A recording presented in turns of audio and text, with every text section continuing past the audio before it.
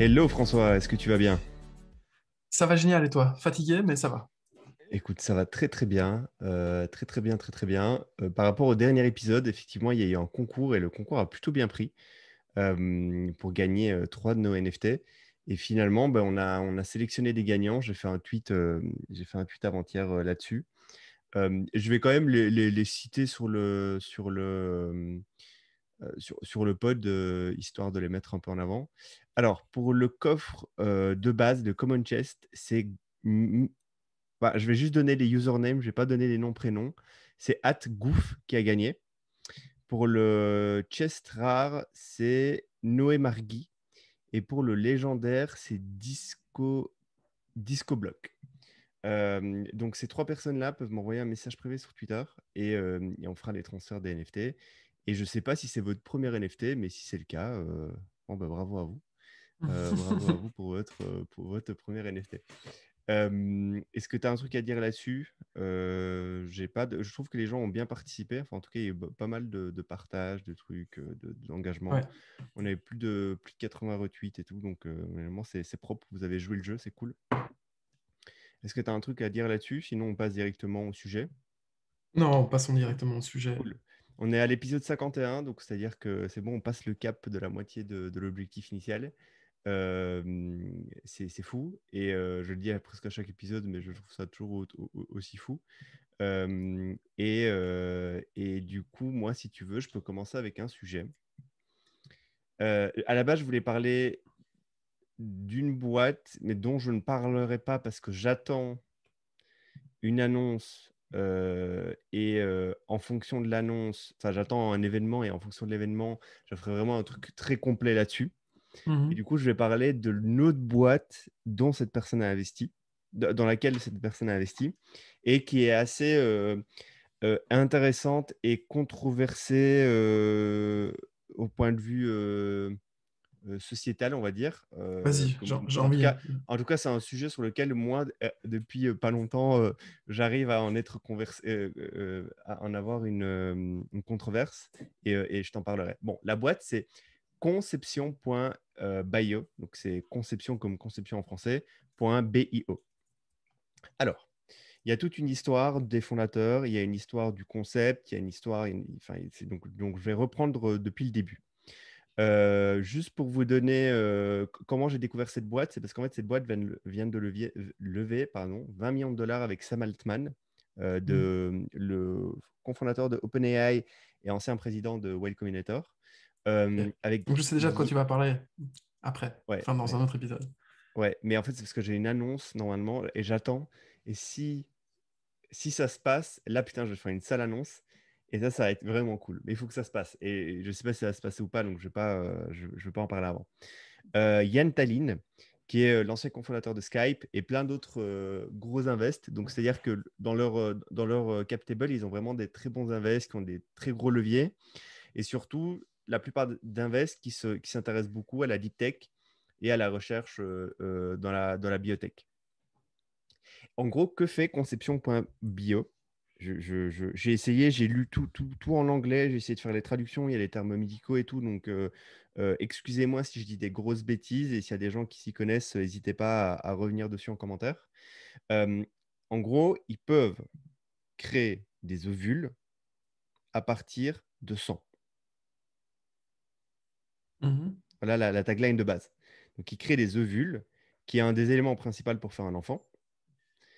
Euh, et ils peuvent créer des ovules euh, avec comme base, donc en in vitro, quoi, enfin, c'est-à-dire, je sais pas si on dit in vitro, mais en gros, en dehors du corps humain, avec comme base le sang humain.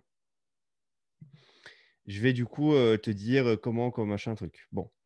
Le processus, il est assez simple selon eux, et tu vas voir qu'en fait, il est plus complexe que ça. Ce qu'ils font, c'est qu'ils prennent des globules blancs, ils les font passer dans un processus qui s'appelle la pluripotence. Qui est un processus qui a été développé par un ancien prix Nobel en biologie. Mhm. Et ce processus-là, il fait quoi? Il améliore la puissance d'une cellule. C'est un processus, c'est comme une salle de sport pour pouvoir bodybuilder une cellule. Ça s'appelle la pluripotence. Donc oui, ils font passer des globules blancs dans ce processus-là pour les rendre plus puissants.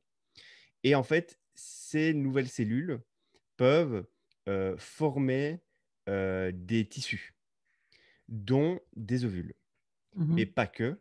Par exemple, un exemple qui est assez connu en pluripotence, c'est que si tu utilises de la pluripotence sur un globule blanc, que tu le laisses dans une éprouvette, il se peut que 2 semaines après, tu aies un petit cœur minuscule qui bat. Donc en fait, un cœur s'est formé à base d'une cellule initiale. Et tu as plein d'exemples comme ça. Par exemple, tu peux recréer du gras, apparemment, juste à partir de globules blancs. Bon, ça, c'est ouf. C'est assez nouveau, apparemment. C'est très utilisé.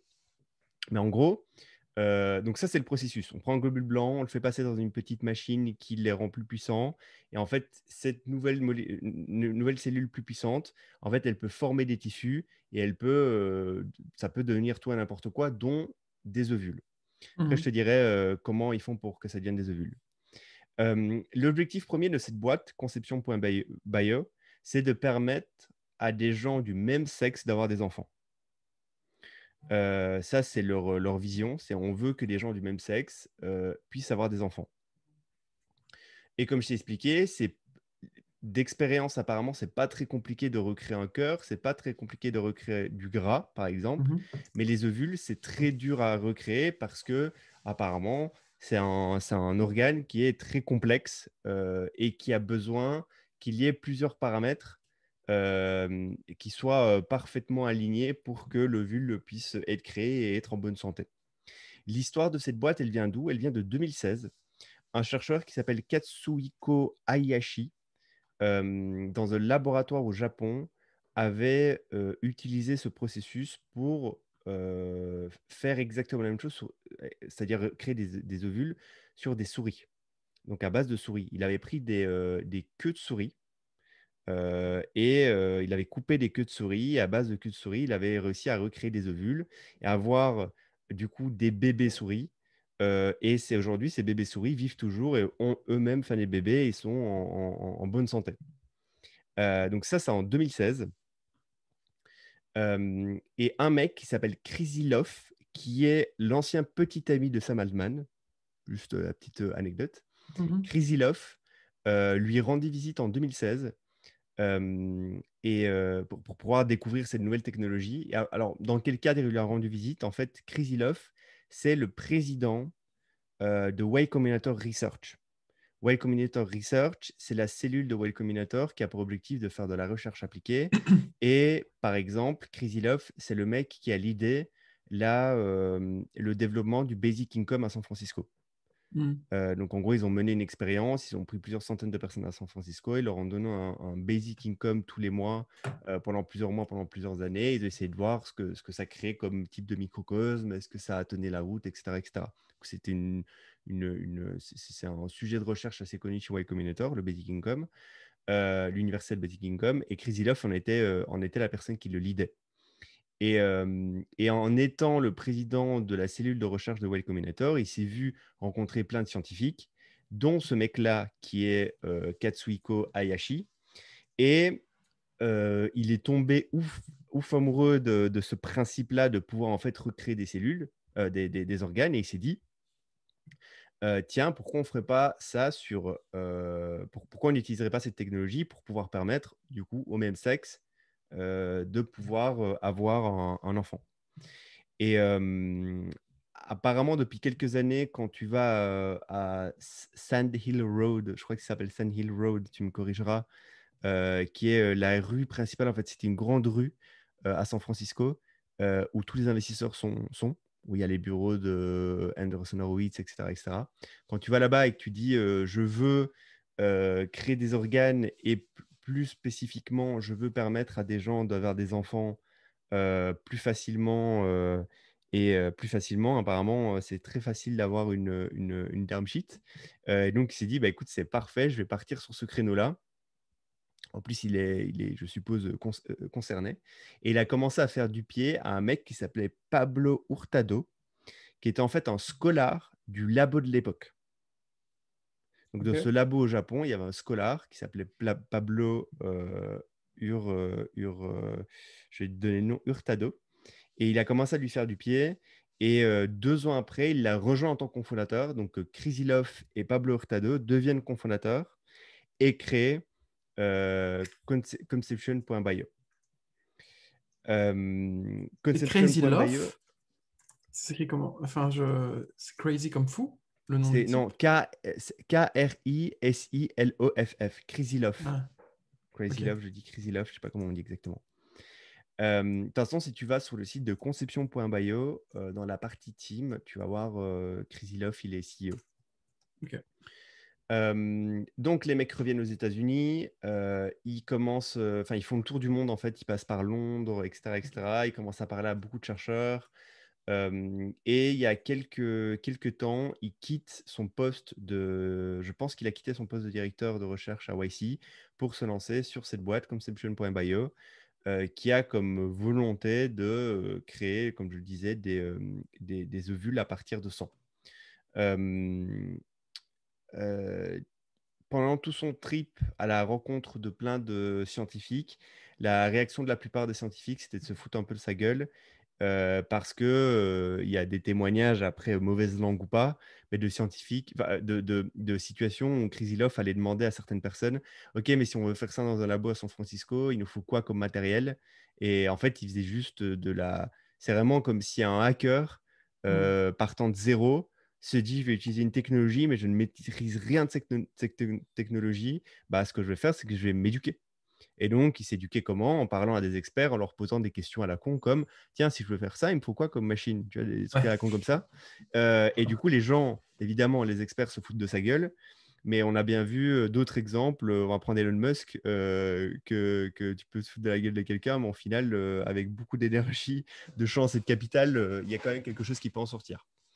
Il y a quand même un problème technique fondamental qui est assez chiant pour ce type de produit.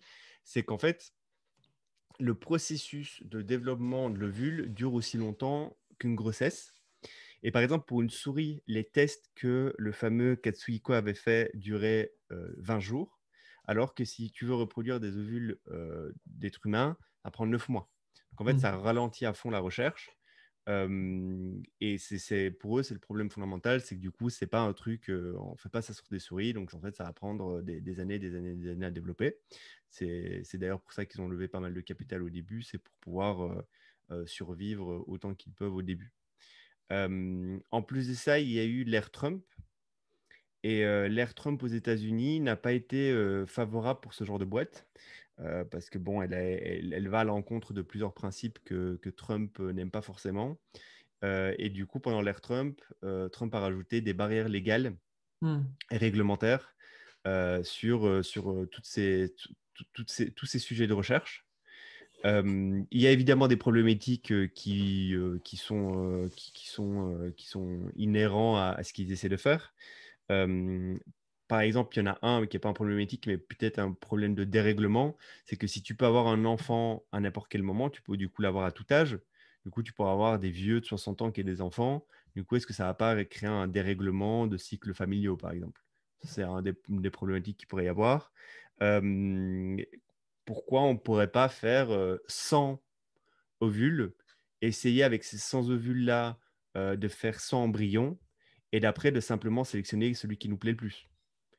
Évidemment, enfin, tu imagines bien tous les problèmes qui pourrait y avoir Ouais. là-dedans, quoi. Euh, du coup, ça, c'est ce que j'avais à dire là-dessus. Qu'est-ce qu'il y avait d'autre sur cette boîte? J'ai pas d'autres infos sur cette boîte. Je sais juste qu'aujourd'hui, c'est une des boîtes qui a le plus de financement VC pour travailler sur ce sujet-là. Et j'ai pas d'autres sujets sur cette boîte. Toi, Et qu'est-ce que tu penses j'ai, de ça? Qu'est-ce que tu sais? Dis-moi. justement, du coup, j'étais sur le site web et je vois pas à quel endroit ils se brandent comme on va permettre à des couples homosexuels d'avoir des enfants. C'est ce qu'ils disent partout dans les médias, en gros. Ok, Ils d'accord. Donc ça, c'est prennent leur très stratégie souvent le média, c'est ça? sujet. Ouais, c'est leur sujet, c'est dire, OK, le même sexe doit pouvoir avoir un enfant. d'accord. C'est un peu leur moto dans pas mal de médias que j'ai pu lire, des articles surtout principalement. Et toi, tu es tombé sur cette boîte-là parce que tu suis Sam Altman et Je que crois Sam que Altman a c'est, investi. je crois que ça doit être ça, ouais. Je crois que ça doit être parce que je suivais Sam Altman et que je suis tombé là-dessus. Je suis tombé sur un article et du coup j'ai lu l'article et d'autres articles et je me suis un peu intéressé sur eux, quoi. Je sais pas Euh, pourquoi, mais moi, en ce moment, cette branche-là de la Silicon Valley, qui est un peu plus woke, technophile, selon moi, parfois dystopien, ils sont inaudibles pour le moment. Je ne les vois plus sur Twitter. Quand j'essaye d'écouter une vidéo, une conférence de Sam Altman, j'arrive pas à l'écouter. Alors qu'il y a quelques années, c'était encore un type que j'aimais bien écouter. ouais, Là, Sam actuellement, Altman, j'ai jamais aimé écouter Sam Altman. J'aime ouais. beaucoup enfin, je trouve que le personnage est un alien à lui tout seul, Hmm. mais par contre, j'aime pas du tout l'écouter. Et je sais pas dans quelle branche. Oui, ça rentre dans les transhumanistes, mais c'est vraiment, c'est flippant, quoi, Sam Altman, pour le coup, je trouve, Hmm. moi. Même le personnage en tant que tel a l'air flippant, de base. Genre, quand tu l'entends parler et tout, t'as Mais l'impression d'avoir Mark Zuckerberg un peu. C'est un peu un ovni. oui, non, c'est un Asperger qui a.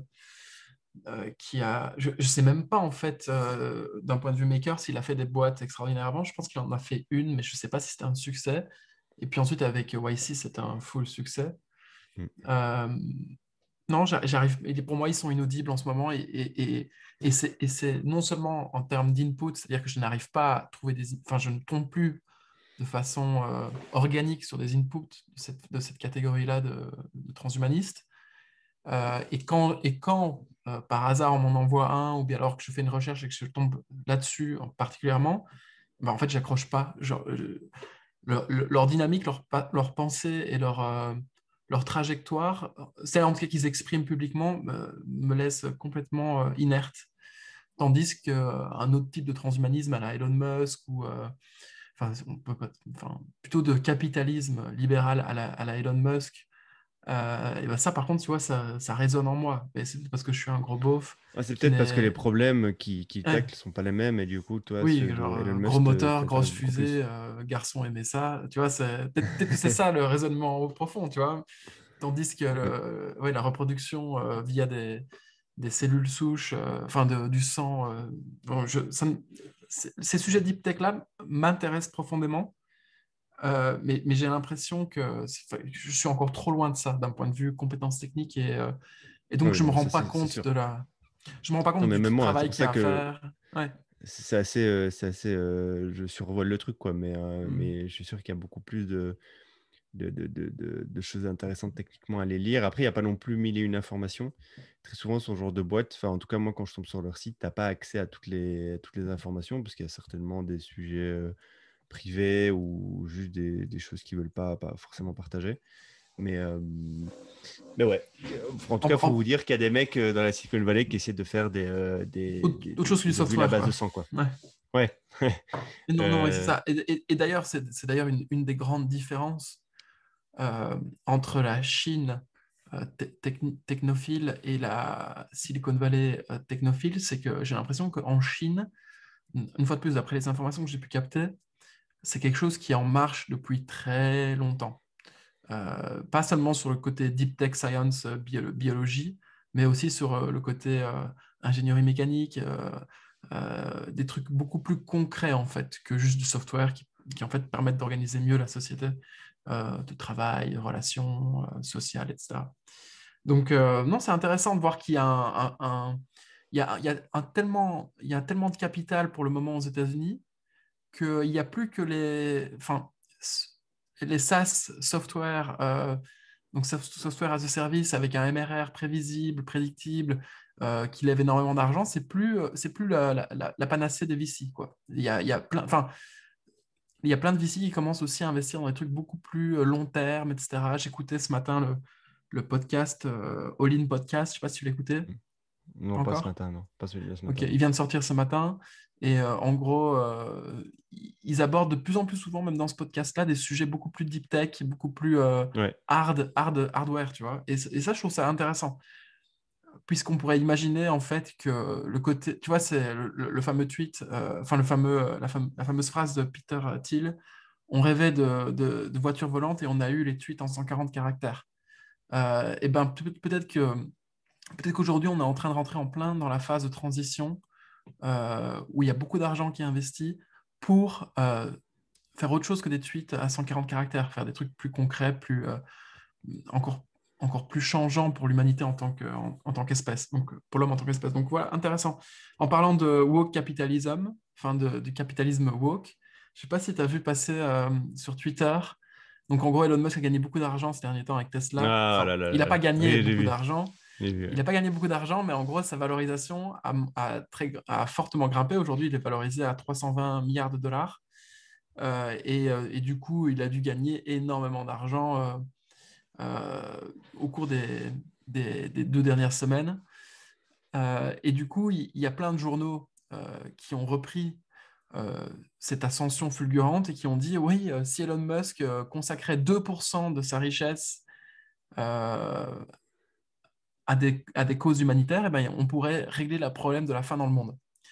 Et du coup, le mec qui s'occupe du World Food Programme, WFP, je pense que c'est comme ça, c'est ça l'acronyme, a retweeté un de ses articles en disant oui, Elon Musk, il faudrait que tu mettes aussi la main à la pâte, grosso modo. Elon Musk a répondu directement sur Twitter, et c'est ça qui est génial, c'est que le type, il a, enfin, tu vas voir, l'audience, je sais pas si l'audience a suivi cette histoire, mais en gros, Elon Musk a répondu en reply de tweet. Salut, si jamais tu arrives à me faire un plan qui explique comment est-ce qu'avec 6 milliards de dollars, on règle le problème de la fin dans le monde, je vends directement mes actions Tesla et je te donne l'argent. Bien sûr, bien sûr, ce mec n'a pas réussi à fournir un plan, on n'en a pas fourni. Parce que si il suffisait d'argent pour régler le problème de la fin dans le monde, ça se saurait depuis longtemps et c'est un problème qui aurait été réglé depuis longtemps. Et donc, je trouve ça super marrant de voir il y a vraiment une nouvelle tendance là, qui est qui donne plus d'espace à justement être contrariant et à oser remettre en cause cette espèce de pensée dominante et bien pensante, politiquement correcte de tu gagnes beaucoup d'argent, donc c'est à cause, quelque part, c'est parce que tu ne contribues pas assez qu'on n'arrive pas à régler les vrais problèmes dans le monde. Et donc, je trouvais ça intéressant. Je l'avais noté là en mode peut-être qu'il y aura Il y a un l'occasion de le moyen d'en placer dans le parler. podcast. Et donc Et voilà, du coup, il y a l'autre boîte aussi de Sam Altman dont je parlerai peut-être. c'est ça Si dont tu tu veux veux parler, on est d'accord. Ouais, ouais, ouais, si tu veux tout savoir, c'est parce que j'essaie d'en avoir un. Et donc, si j'en ai un, ça peut être incroyable.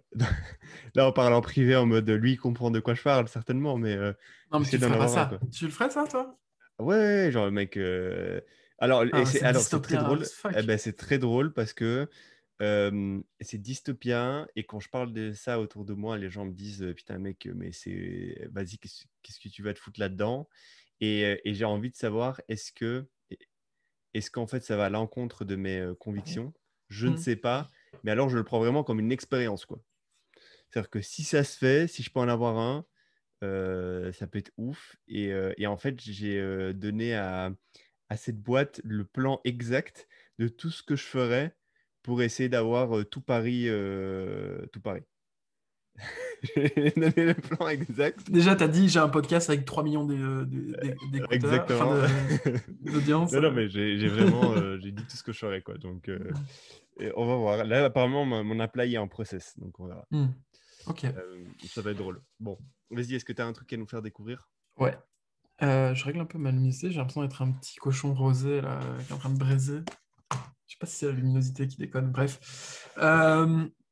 Moi, je vais te parler juste d'une idée là. Je te donne la tagline. Laisse-moi ensuite un peu expliquer. C'est le Global Belly des NFT. Donc, on a déjà parlé plusieurs fois de Global Belly dans le podcast. Et je pense qu'on a plusieurs fois effleuré l'idée que je m'apprête à aborder. Grosso modo, Global Belly, c'est quoi? C'est une marketplace qui trouve des influenceurs dans la bouffe et qui leur fait des produits et qui les vend ensuite sur une marketplace unique, centralisée, à la Amazon. Et là où ils sont forts, c'est qu'ils trouvent plusieurs influenceurs dans la food et ils leur proposent des produits. Quand ils arrivent à closer, les produits sont postés sur cette marketplace. Mais du coup, un utilisateur qui arrive pour un influenceur X tombe aussi inévitablement sur les produits de food Ouais. aussi, donc il y a toujours une récurrence, enfin, il y a une cohérence dans le thème, tombe sur les produits de food, de nourriture, d'un autre influenceur. Ce qui leur permet de faire des upsells, des cross-sells, etc., etc. Et donc, il y a vraiment un mode qu'ils sont en train de construire autour de ça, Je sais où à plus la quel fin, épisode c'est, mais on mettra l'épisode où on détaille ouais, ça. on en a parlé dans plusieurs podcasts, et je vois pas, la boîte n'a pas du tout évolué, je suis allé voir le site web tout à l'heure. Le front est toujours pareil, les produits ont l'air toujours un peu cheap, etc. C'est une boîte qui a été enfin, qui a levé des fonds avec YC, et qui a fait partie du batch, je pense, 2019 de YC ou 2020, et qui fonctionne bien. Et je trouve qu'il y a des dynamiques qui sont très intéressantes. Bref, je me suis dit, OK, aujourd'hui, il y a plein de collections de NFT qui se lancent. Et dans ce pléthore de collections NFT qui se lancent, il y en a quelques-unes qui fonctionnent vraiment bien. Par exemple, le Bored Yacht Ape Club. euh, il y a CryptoPunk. Enfin, les CryptoKitties, c'est pas vraiment une collection, mais on a compris. Enfin, il y en a Pingouin, plein. tout ça, quoi. Les Ouais, ouais. pingouins, exactement. Euh, et je me suis dit, OK, d'accord, ces gens-là, ils ont un produit en main, ils ont une marque, une trademark, c'est la tête du CryptoPunk, la tête, pardon, du Bored Ape. Et aujourd'hui, il y a plein d'opportunités. Il y en a qui font des bandes dessinées, comme on en a parlé. Il y en a qui vont faire des films. Il y en a peut-être qui vont faire des séries animées sur YouTube, j'en sais rien. Mais peut-être qu'il y a une place en plus dans toute cette diversification qui a lieu en ce moment pour créer de la monétisation autour de cette marque. Il y a peut-être de la place pour des jouets. Et je me suis dit, peut-être qu'on peut imaginer un Global Belly-like, donc exactement les mêmes. Donc chaque collection peut, sur une plateforme uniformisée, centralisée, euh, être amenée à créer des jouets. Et ces jouets-là peuvent être distribués dans le monde entier. Et en fait, ce que on en a déjà parlé, c'est un espèce de Kickstarter d'une marque, c'est faire un NFT. Tu fais ton NFT, tu fais par exemple des ours en peluche. Ces ours en peluche peuvent être ensuite, si les propriétaires de ces NFT, enfin, si les personnes qui lancent ces NFT font les deals derrière avec la boîte dont je te parle, le Global Belly Like, on peut imaginer un énorme effet de réseau où, en gros, concrètement, il y a un univers d'objets physiques qui sont créés autour de cette marque-là et qui sont, par exemple, des peluches, en l'occurrence, euh, où on peut imaginer plein de choses, des petits crayons. Tu vois, je ne sais pas si tu avais suivi, toi, Hello Kitty. Tu vois ce que c'est, Mhm, Hello mhm, Kitty? mhm, mhm. Ben, en gros, tu reprends tous les produits d'Hello Kitty qui ont jamais existé dans ce monde, tous les types de produits, tu fais la même chose, mais pour Bored Ape, pour Mhm. CryptoPunk, etc., etc. Et ça génère du revenu pour les gens qui ont le NFT derrière. Et je trouve ça potentiellement fort. Il y a plein de boîtes en ce moment qui sont en train de se lancer sur cette tendance-là. Il y en a notamment une qui fait, mais j'ai l'impression que c'est plus, enfin que c'est plus, ça reste du toy mais online. Ça s'appelle On-Chain Fund, un truc comme ça. Je mettrai le lien exact. Je n'arrive pas à me relire. Ils ont levé 7,5 millions de dollars avec A16Z. Donc, il y a plein d'opportunités. Si vous tapez Toy NFT sur Google, vous allez voir plein de boîtes qui sortent. Et donc, moi, je vois vraiment l'opportunité ici de faire un truc enfin, du coup, que ce soit centralisé ou décentralisé, on s'en fiche. C'est pas la question. La question, c'est de faire un espèce de market network où tous ces gens qui lancent des collections de NFT peuvent venir créer concrètement des objets dans la vie réelle pour ces NFT. Et ensuite, toi, en tant qu'utilisateur, tu te balades sur le site web, tu peux acheter bah oui, un petit crayon CryptoPunk avec une petite peluche Bored Ape, etc., etc. Et cetera. Et tout l'argent qui est généré via cette plateforme-là est ensuite redistribué aux NFT holders. Et donc, ça donnerait énormément d'utilité à ces NFT holders. Enfin, à ces NFT. C'est-à-dire que ces NFT pourraient générer de l'argent. Et donc, je pense réellement que ça va arriver un jour, si ce n'est pas déjà le cas. Et je trouvais ça bien. Il faut savoir que les 5 premières boîtes au monde qui font des jouets, elles sont valorisées ensemble à quasiment 40 milliards de dollars. Et c'est sur des tendances que j'estime probablement mourantes, c'est-à-dire, je sais pas, comme nous à l'époque, on avait peut-être des Superman, des Batman, les filles avaient Barbie. Tu vois, en fait, tu pourrais imaginer demain réellement une nouvelle brand, une nouvelle marque qui se lance par NFT, qui fait des Barbie NFT. Et derrière, les Barbies sont réellement créées. Et puis, il y a tout l'univers qui va avec, les petites voitures, etc. La kitchenette pour les enfants. Et tout cet univers de jeu, ensuite, peut être créé autour de cette marque-là et vendu en fait, à la grande consommation. Euh, je ne sais pas, peut-être que je dis quelque chose qui est ultra basique Non, non, non, non. moi, ça me paraît logique que ça arrive un jour. Je n'ai pas vu encore vraiment de gens qui sont lancés sur cette opportunité-là bien précise, mais j'ai l'impression que c'est un low-hanging fruit obvious. Ouais, bah, Désolé pour tous les anglicismes. le merch, c'est fait déjà, c'est-à-dire des fringues, tout ça, ça Mhm. c'est connu. Il y a des petits trucs que tu peux faire, genre par exemple, il y a une boîte qui t'aide à faire des tapis à l'effigie de ta collection, par exemple. Mhm. Donc les tapis, il y a. C'est vrai qu'en fait, tu pourrais tout objet dérivé, tu pourrais faire tout ce que tu veux. Le truc, c'est que je pense qu'il faut que ça fasse sens avec la typologie des personnes qui ont le NFT. Euh, et après, tu vois, si demain tu veux lancer une collection des jouets pour enfants, Bored Ape par exemple, euh, je crois que le problème, c'est pas le capital pour pouvoir développer la gamme de jouets, mais c'est plutôt la distribution. Mais la Et distribution, du elle est énorme, vu que tous les Ouais, mais il NFT faut. holders sont des distributeurs. Ouais, mais j'ai pas l'impression. Je pense pas encore que la puissance soit si forte que ça, en fait.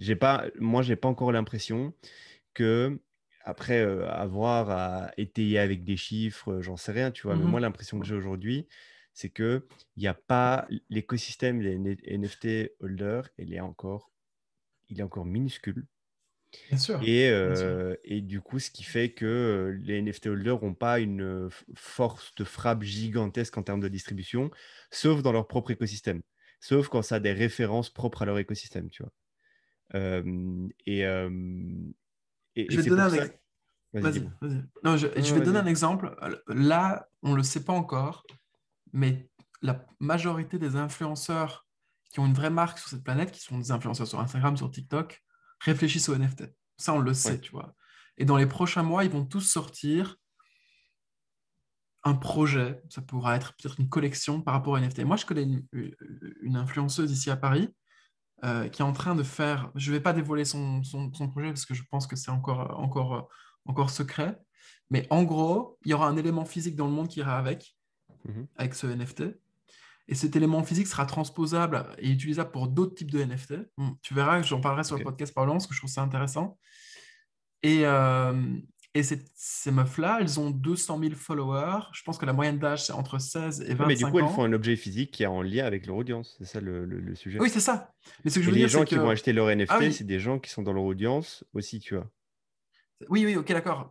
Enfin, du coup, moi, je te disais pas faire cette boîte-là, donc le Global Belly des NFT. Je te parle pas que pour les NFT des super early users qui sont des gens sur Twitter, tu vois. Je parle de la vraie mouvance NFT qui est, ok, demain, on va lancer une nouvelle marque, un nouveau concept, on va les vendre sous forme de NFT.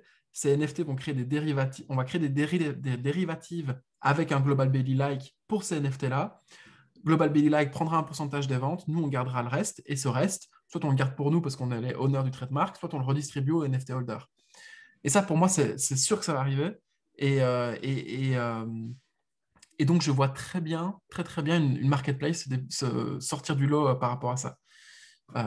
Mais en effet, oui, tu peux pas imaginer. Enfin, et même, tu vois, je vois bien. Imagine un peu les mecs qui ont aujourd'hui les CryptoPunks. Qui sont-ils? Si on le sait, il y en a je pense qu'il y a une majorité de mecs qui sont très, très, très, très, très riches et qui sont Ouais. très, très influents dans le business traditionnel, Ouais, genre dans la Gary qui tech, en a etc. 56, je crois Voilà. qu'il en a. Ah oui, je savais pas, d'accord. Il y avait le chiffre hier. Il y a un mec qui a tweeté ça en mode Ah oui, dans la file d'attente, là, c'est ça? Il a appelé ouais. Gary et Gary il a dit, vous avez plus de 56 ou pas? Non, bah là, il est parti. C'est pas des vrais. Non, mais en gros, tu vois, des mecs comme Gary Vee, grosso modo, s'il y avait de la merch plus, c'est-à-dire des jouets, des items bien particuliers par rapport au CryptoPunk, mais je suis sûr qu'il arriverait à faire des deals avec des grandes marques de distribution pour les distribuer partout. Mais du coup, Et c'est ça. Du coup, il que, faut faire des deals avec des grandes marques de distribution parce que juste dire, bah vas-y, on va faire des jouets à l'effigie de Bored Apes. En fait, le jouet pour enfants, en fait, il faut que ça rentre dans le monde de l'enfant. Et Hmm, en fait, pour que ça rentre dans le monde de l'enfant, il faut que tu le matraques à coup de pubs sur YouTube, etc., etc. Et donc, il te faut une force de distribution. Et c'est pour ça que je dis que juste faire le crowdfunding, la levée de fonds avec les NFT, taper 5 millions et développer une gamme de Bored Apes et dire bah, demain, tous les enfants joueront au Bored Apes, ça ne marche pas. Parce que derrière, il faut que tu montres en quoi les Bored Apes, ils sont dans un monde particulier qui plaît aux enfants et il faut leur matraquer la gueule avec. Et, euh, et c'est là-dessus, pardon, C'est parce c'est qu'il n'y a pas là-dessus que je encore veux dire. de... C'est parce qu'il n'y a pas encore de collections NFT qui ont été pensées pour les enfants là-bas. Oui, Mais ça voilà, va arriver ouais, un jour. sûrement, ouais. Là, Oui, enfin peut-être, bon, voilà. sûrement, sûrement. Par contre, le NFT est un outil parfait pour bootstrapper, Hmm. bootstrapper l'argent et faire du crowdfunding en fait pour n'importe quel après objet utilitaire dans la vraie vie. Alors imagine, Euh, par exemple, prenons le cas de la collection Mechaverse. Mechaverse, est-ce que tu vas pas me faire croire pour une le seule coup, voilà. seconde Non, que mais tu voilà, n'imagines pas oui, des oui, oui. petits bonhommes Mechaverse Oui, voilà, ouais. dans un package Mechaverse et tout ça? Mais c'est sûr, tu vois. Ouais, à la Bionicles où tu Non, ouais, c'est combines ça. tes trucs ensemble. Si, clairement, c'est clairement. D'ailleurs, Mechaverse, je sais pas ce qu'ils font, tu vois. Ça a l'air d'être, pour le moment, c'est un peu mou. Mais ce serait trop malin de leur part de faire un putain de deal avec une société de fabrication et de distribution de jouets. Exact. Ce serait génial, en fait. Ce serait parfait, ouais. Et sachant que c'est compliqué de faire ça quand tu es déjà sur des notions techniques de NFT, de gestion de l'audience, de problèmes techniques, etc., je pense qu'il y a de la place pour une marketplace qui vient qui rentre en contact avec eux, qui leur dit, bon, on va tout faire pour vous, on va sortir tel projet, exactement comme Global Belly fait avec ses influenceuses dans la food. Mm, mm, mm, mm, mm. Et nous, on a les contacts en Asie pour faire dans les usines pour faire les productions de petits mécaverses. On aura ce type de packaging-là, on va vendre ça sur le site web. Et puis toute personne qui arrivera pour acheter des mécaverses va aussi tomber sur un dérivatif d'une autre collection qui est aussi présente sur Et cette pour le coup, c'est plateforme-là. ça la question, c'est que c'est pas juste de la production de jouets, parce que c'est pas ça le nerf de la guerre, c'est comment tu distribues après ces jouets dans la tête des enfants. Donc il faudrait que ce Global Belly ait aussi une force de frappe au niveau de la distribution. Parce que pour moi, le jouet, la force de Global Belly, c'est quoi? Fondamentalement, c'est que c'est l'influenceur qui a la distribution et qui fait de l'acquisition. Mhm. Là, en Et- l'occurrence, ton Global Belly qui fait des jouets, ok, il peut t'aider à produire les jouets, mais il peut pas t'aider à les distribuer aux enfants. Parce que les gens qui créent ces collections-là n'ont oui, pas pour les enfants, oui, d'audience, tu vois? ouais, pour les enfants. Tu prends des Warhammer, par exemple. Ouais, peut-être, ouais. Je sais pas. Peut-être, ouais. C'est Je juste sais que, pas. en fait, non, oui, en effet, il y a un avantage Global Belly A, c'est que les audiences sont compatibles les unes avec les autres, vu qu'elles sont toutes intéressées par la food, mais qu'elles arrivent parce Ouais, qu'elles aiment un influenceur en particulier. ouais. Ici, tu pourrais imaginer du coup des gars qui arrivent pour acheter du Mechaverse, des toys Mechaverse sur la plateforme, et qui tombent sur des Warhammer d'un autre projet de collectible, et qui se disent, OK, d'accord, moi j'ai 25 ans, j'ai plein d'argent, je travaille dans une startup, j'ai acheté un Mechaverse, mais putain, ça me plaît bien ce truc de Warhammer-like sur Global Belly NFT. J'achète le Warhammer-like et puis ensuite je me dis, ah, putain, mais si j'achète ça et qu'il y a une redistribution des bénéfices derrière dans la DAO, peut-être que je devrais aussi acheter le NFT de Warhammer, tu vois. Et Mm, c'est un mm, mm. cercle vertueux que tu peux mettre en place. Alors oui, au début, l'audience est restreinte et très segmentée et niche, c'est-à-dire grosso modo des jeunes sur Twitter. Mais tu peux imaginer que dans 5 10 ans, ce sera ça, mais pour des beaucoup plus grandes audiences. Ce Mm. qui Je compte, sais en qu'il y a fait, une c'est de boîte réussir là à qui mettre en bosse place là-dessus. l'infrastructure. Je sais qu'il y a une boîte là pour le moment qui bosse là-dessus sur les mangas. Donc en gros, elle t'aide à lancer des NFT pour financer ton premier manga. Et après, elle, derrière, elle a la production et la distribution des mangas. Donc elle a des partenariats avec des boîtes qui produisent le manga en physique et qui Hmm. peuvent le distribuer en physique. Et en fait, une partie de la collection que tu as créée grâce à cette plateforme-là, une partie totale des ventes est directement loquée pour financer justement la production et la distribution sur une niche qui est les mangas, par exemple. C'est les mecs qui ont lancé, qui ont levé avec. Je sais pas. Je sais là récemment, on m'a dit il y a 2 semaines qu'il y a une boîte qui fait ça. Ils ont levé, oui, mais je sais pas ce qu'ils font, qui ils sont, etc. Ok, d'accord. Parce que j'en ai entendu parler hier et enfin, je pensais que, vu que je sais que tu connais la team intermédiaire, je pensais qu'on parlait de la même chose, mais enfin, on en parlera en privé. T'as un autre sujet là? Ou bien alors je Non, non, t'ai non, c'était complètement juste. vidé. Non, non, non, non, pas du tout, pas du tout. Mais non, j'ai pas d'autres sujets. Je vais bientôt aller balader les chiens, donc j'ai pas de sujet particulier. Est-ce que tu veux qu'on parle d'autre chose, des trucs que tu as vu passer sur Twitter, juste des vagueries Je peux qu'on a parler vues? rapidement, là, on a encore, si je compte bien, on a un peu plus de 7 Vas-y, vas-y, minutes. vas-y, vas-y, vas-y, vas-y. Donc, je vais parler d'un truc un peu global pour arriver sur un truc que j'ai vu passer sur Twitter. Je sais bien que tu l'as vu passer aussi, on pourra peut-être en parler rapidement. Euh, je reviens il y a très très longtemps, à l'époque des chasseurs-cueilleurs, quand l'humanité était composée d'hommes chasseurs-cueilleurs. On vivait justement de la chasse et de la cueillette. Attention, les Et... woke vont dire que l'homme ne chassait pas. Ah oui, pardon, Vas-y, pardon. il Vas-y, mangeait que des vas-y, fleurs. pardon. Il mangeait des fleurs et il faisait des incantations pour faire pardonner. Vas-y, vas-y, vas-y. Donc les chasseurs-cueilleurs, à un moment, on arrive à la période néolithique où les gens commencent à devenir sédentaires, c'est-à-dire qu'ils s'établissent autour d'une zone et que l'agriculture se lance. À partir du moment où l'agriculture arrive dans ces sociétés primitives, qu'est-ce qui se passe?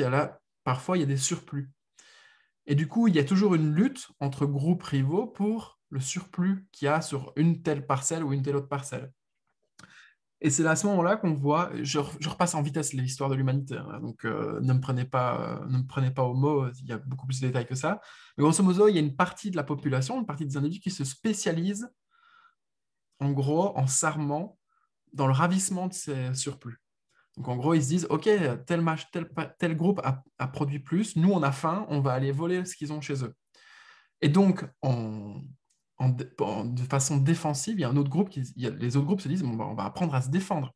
Et donc, il y a des groupes qui se spécialisent dans l'attaque, des groupes qui se spécialisent dans la défense pour protéger cette production de blé, de farine, enfin, je ne sais pas ce qui existait à l'époque, sûrement pas du blé ni de la farine, du blé peut-être. Euh, et donc, il y a une spécialisation en armement de ces deux groupes-là. Et donc, il y a des groupes qui produisent, des groupes qui protègent, et d'autres qui essayent de ravir, qui font des raids pour choper la nourriture, etc. Là, ce dont je suis en train de parler, c'est comment est-ce qu'un État est né. Donc, ce groupe qui a décidé de défendre et qui ne produisait pas, dont la seule spécialisation, le seul métier était de défendre la production, le deal qui est passé avec les producteurs, c'était OK, on vous protège tout au long de l'année, mais en échange, vous nous donnez un pourcentage de votre production, et c'est comme ça que nous, on va vivre.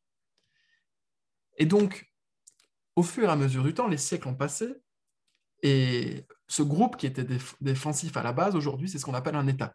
L'État, chez nous, nous protège ou est censé nous protéger contre toute une série d'avatars, la guerre, la maladie, la famine, euh, tout ce dont on peut penser, l'injustice. Donc il y a un système judiciaire qui est mis en place, un système démocratique pour que tout le groupe soit bien représenté, etc. Et c'était cette protection que l'État confère en fait à ses citoyens. Il est donné en échange d'un impôt qui est prélevé sur nos salaires et sur notre capital. Et là où je veux arriver, c'est que, notamment dans le livre, que j'arrête pas de radoter à propos de ce livre, qui parle en fait de essayez de faire l'expérience mentale de ne pas vous considérer comme des citoyens, mais comme des clients. Vous êtes le client d'un État, c'est-à-dire d'un groupe qui vous défend contre toute une série de problèmes dans votre vie. Et donc, à partir du moment où tu te vois comme un client, tu réfléchis de façon un peu plus rationnelle et tu te dis, OK, d'accord, oublions le branding et la symbolique d'un État, de l'histoire d'un État, d'un drapeau, etc. Oublions-le 2 secondes et réfléchissez en tant que client. Est-ce que vous payez vos services? Est-ce que les services qui sont vendus par l'État sont à la hauteur de ce que vous payez? Oui, non. Sinon, qu'est-ce que vous faites? Et d'ailleurs, si vous trouvez que ce n'est pas à la hauteur de ce que vous investissez, de ce que vous payez pour votre protection, quelles sont les critiques à émettre sur la façon dont l'argent est investi par l'État une fois qu'il a été recueilli, une fois qu'il a été prélevé? Bref, tout ça pour dire, l'autre jour sur Twitter, j'ai vu Levels.io poster un truc qui s'appelle rebase.co, qui en gros vante les avantages de se rebaser au Portugal. Et je sais qu'il y a Ah, oui, je sais qu'il y a eu plein de critiques sur ce qu'il disait parce que ouais. grosso modo c'était pas exact, c'était plus compliqué que ce qu'il avait l'air de dire, mais c'est un service qui a quand même eu quasiment 200 applies, 20 000 euros générés en cash pour le service et plus de 120 000 euros qui sont en attente d'être prélevés. si les gens vont au bout du process. Donc, en gros, il prend les gens, il leur dit, bon, ben voilà, vous voulez arriver en Europe, vous voulez vous établir au Portugal. Moi, je m'occupe de tous les papiers possibles et imaginables pour que vous puissiez le faire. Pourquoi est-ce que vous viendrez au Portugal? Parce qu'il fait beau, parce que c'est une société relativement pacifique, parce que selon certaines conditions, vous payez 0% de taxes sur les cryptos, que vous avez que 20% d'impôts sur les bénéfices si vous êtes freelance, etc., etc., etc. Donc en gros, qu'est-ce qui se passe? Et c'est pour ça que je suis parti des chasseurs-cueilleurs avec les groupes de protection qui sont devenus des États. C'est que si tu te considères, toi, en tant qu'individu, comme un client d'un service qui t'est rendu par un État, eh ben, tu peux commencer à sortir un peu, à prendre un peu de distance et à regarder les différents services qui sont proposés par les différents États de ce monde et mettre en place un jeu de concurrence, en fait. Se dire, OK, d'accord, bah, le Portugal, actuellement, là, le service qu'il me propose pour ce qui me coûte, c'est quand même très intéressant d'aller m'y installer. Si c'est vrai, c'est pas ça la question. La question, c'est, ce qui est intéressant selon moi, c'est cette mise en concurrence des États entre eux pour Mhm. attirer les talents et pour attirer du coup le capital aussi. Euh, et donc voilà, je sais bien que là, en gros, il fait ça pour le Portugal, mais avec la plateforme qu'il a, qui s'appelle Nomad List, en gros, et Il là, faut il est faire en ça pour pole le monde entier. position. Il va faire ça pour le monde entier. Il va faire la next step, c'est les 10 pays les plus visités par les digital nomades. Comment est-ce qu'on fait pour s'y installer et être légalement installé là-bas, légalement protégé, profiter des services de l'État, tout en payant ses impôts, du coup, là où tu vis. Et je trouve ça intéressant. Je trouve ça intéressant comme dynamique. Balaji en parle beaucoup. euh, cette relocalisation des gens.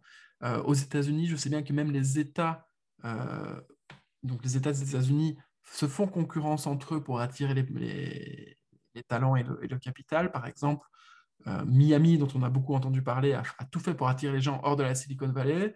Là, actuellement, il y a un nouveau maire qui vient d'être élu à New York qui a pledge de se faire payer en Bitcoin ses 3 premiers salaires et qui va diminuer les taxes pour beaucoup de gens, etc. Bref, il y a beaucoup de bruit là-dedans, mais selon moi, la tendance qu'il faut garder en tête et qu'il faut regarder et qu'on analyse chacun à l'aune de nos valeurs, c'est OK, il y a une concurrence qui est en train de se mettre en place en PZA pour les individus les plus productifs ou peut-être pas les plus productifs au sens pur du terme, les plus valorisables. Et donc, je trouve ça intéressant. Je sais bien que toi, je t'ai vu sur Twitter, tu as réagi négativement par rapport à ça, il me semble. Tu étais plutôt sceptique Non, parce que sur en les gros, avantages bah, qui étaient mis en avant, c'est ça? ouais, c'est parce qu'en gros, il y a quelqu'un qui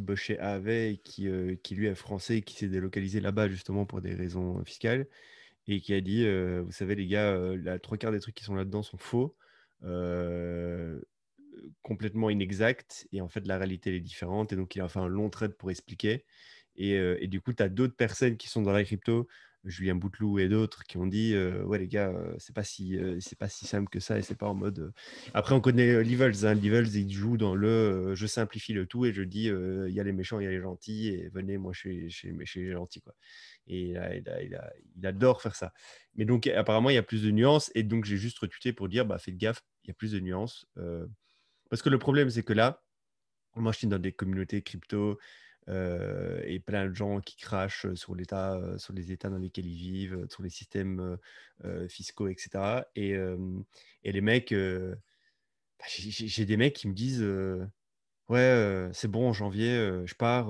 je vais à Dubaï. Mais je fais, mais mec, c'est quoi la question que tu poses? Il fait, oh, c'est juste fiscalement, je me fais enculer, je pars là-bas, tu vois.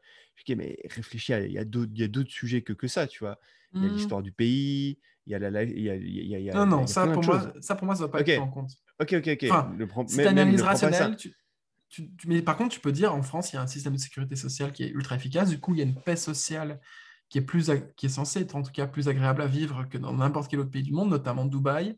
Les écarts de vie et de salaire sont moindres que par exemple à Dubaï où tu as des esclaves qui construisent des immeubles et les mecs qui vivent dedans. Tu vois, Ouais, ouais, ouais. il y a pas trop ça en Et puis, et France. puis, et puis, il y a plein de détails que tu vois pas quand tu le fais pas. Nous, on est l'exemple. Tu te souviens qu'on avait été à Bali pendant un mois. Hmm.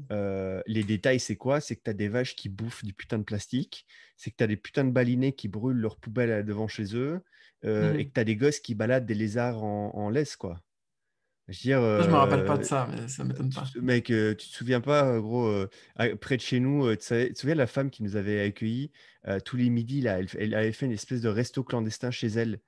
Tu te souviens pas? Resto clandestin chez elle, où en gros, elle avait simplement ouvert sa terrasse et tu pouvais aller manger chez elle. Et même quand elle n'était pas là, tu avais juste à déposer la thune et elle mettait un espèce de buffet. Tu te servais et tous les jours, c'était différent.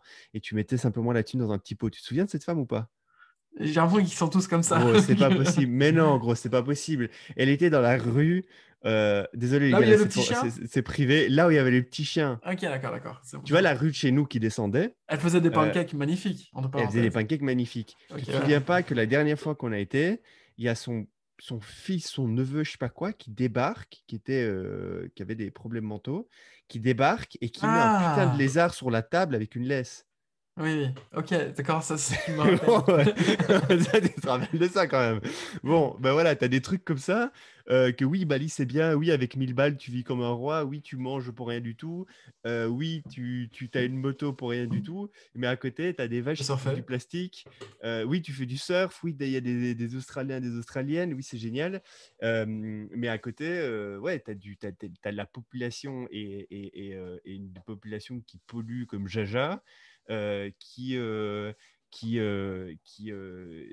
jettent Ce que leurs tu veux dire, poubelles c'est au sommet d'un volcan. C'est-à-dire qu'il y a des il y a un détails que coût, tu vois pas. il Voilà, y a il y a un des coût qui coûts, est il y a non un coût de pricé. vie qui en fait tu peux pas. Tu peux pas. C'est le service client quoi. Je veux dire, enfin, je sais pas comment dire Non, ça, je suis comment d'accord, je retranscrire suis ça, mais d'accord. et ça tu le vois pas, tu vois, tu le vois pas de suite. Donc c'est pour ça qu'une chose à faire, c'est aller vivre un moment dans le Mhm. pays en question. Tu vois, si demain je me barre à Lisbonne, ce que je vais faire, c'est que je vais me prendre 2 mois un petit Airbnb, centre de Lisbonne, et je me dis, vas-y, je débarque et je fais comme un mec à Lisbonne qui vit là-bas pendant 2 mois. Et j'essaye de voir comment ça se passe, comment sont les gens, comment est la vibe, comment, tu vois. Et à Bali, on a eu l'exemple. Quand on a été à Bali pendant un mois, au bout du mois, jamais, moi, tu me verrais délocaliser là-bas pour quelconque raison. J'irai en Non, vacances, mais, ouais, mais voilà, c'est vivre ça. là-bas full time, c'est mort. Ouais, non, ouais, je suis d'accord. Non, non, et j'aimerais bien, si ça t'est pas clair, et pour les gens qui sont toujours là, histoire de conclure, je ne prône pas l'exode hors d'Europe ou hors de la France ou hors de la Belgique, peu importe où vous êtes. Juste, en tant qu'individu souverain, si c'est ce à quoi vous voulez aspirer, si c'est ce à quoi vous aspirez, eh ben, il faut aussi des fois s'imaginer non pas citoyen, mais client. Et sans tomber dans les conversations de comptoir du commerçant du coin qui dit oh, l'État nous prélève trop, la TVA est trop grande et on n'arrive pas à boucler le fin de mois, sans tomber là-dedans, c'est se dire ok, ce monde, il est fait d'États, ces États sont en concurrence pour attirer les meilleurs talents de ce monde.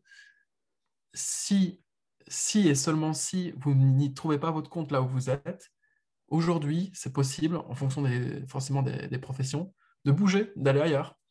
Mhm. Et dans ces cas-là, quand tu es hyper rationnel, eh ben, tu dois faire abstraction justement de tout ce marketing et de tout ce branding qui va avec l'histoire d'un pays. Et donc, tu dois oublier Napoléon, tu dois oublier Charles de Gaulle et tu dois d'ailleurs aussi oublier François Hollande ou Jean-Luc Mélenchon et tu pars ailleurs, tu vois.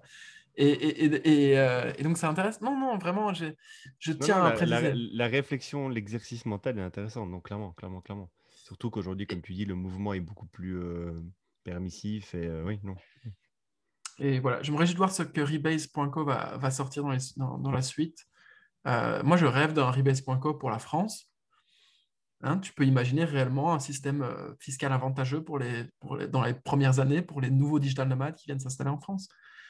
Enfin, qui Ok. sont plus du coup des digital nomades, qui sont juste des digital migrators et qui viennent s'installer en France, qui participent à l'économie du pays et qui revitalisent des zones un peu moins peuplées en dehors de Paris.